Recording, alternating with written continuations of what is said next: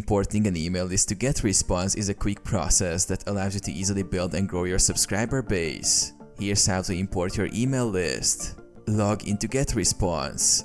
Go to the GetResponse login page and log in with your credentials. Access the Contacts section.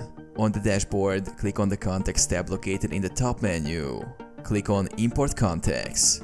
On the Contacts page, click Import Contacts. This will open a new window where you can upload your list. Upload your list. Select Upload File to import your list. You can upload a CSV or Excel file containing your contacts.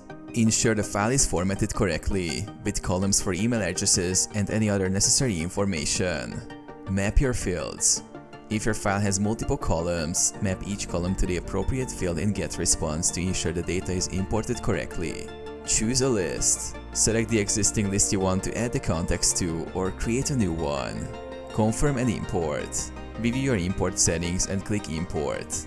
The contacts will be added to your selected list.